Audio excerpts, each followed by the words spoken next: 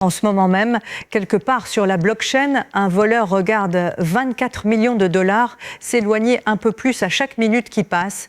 L'argent a été siphonné cette semaine sur Ostium, une plateforme de trading en chaîne bâtie sur le réseau Arbitrum. La société de sécurité PeckShield avait d'abord estimé la perte à 18 millions de dollars avant de la relever nettement à environ 24 millions une fois l'ampleur réelle des dégâts connus.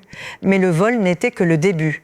L'attaquant a déjà commencé à déplacer les fonds, plus de 10 000 unités d'Ether, vers Tornado Cash, un service conçu pour effacer la trace entre l'expéditeur et le destinataire.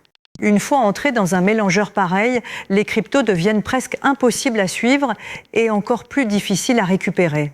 Pour ceux qui faisaient confiance à Ostium, c'est un rappel brutal. Dans la finance décentralisée, une seule attaque peut vider un coffre en quelques minutes.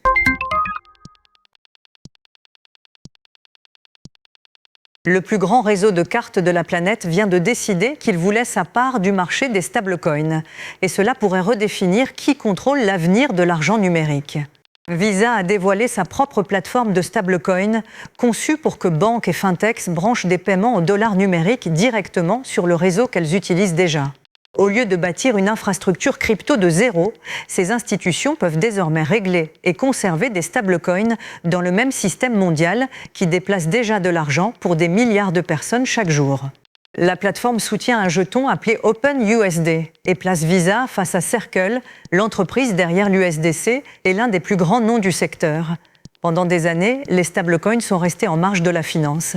L'arrivée de Visa montre que les géants du paiement les voient désormais comme une infrastructure centrale, pas comme une expérience. Et pour Circle, la concurrence vient de devenir bien plus lourde.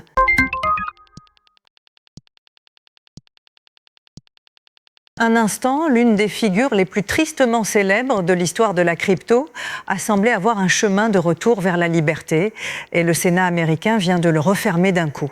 Lors d'un rare vote unanime, des sénateurs des deux partis ont adopté une résolution déclarant que Sam Bankman-Fried ne devrait jamais recevoir de grâce présidentielle ni de réduction de peine. Le fondateur de FTX purge 25 ans pour avoir orchestré l'une des plus grandes fraudes financières de l'histoire américaine, un effondrement qui a effacé des milliards appartenant aux clients.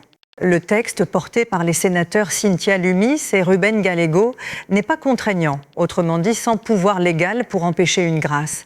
Mais le message est sans équivoque et il tombe alors que plusieurs figures de la crypto reçoivent discrètement la clémence. Washington a tracé une ligne publique que personne ne pourra effacer.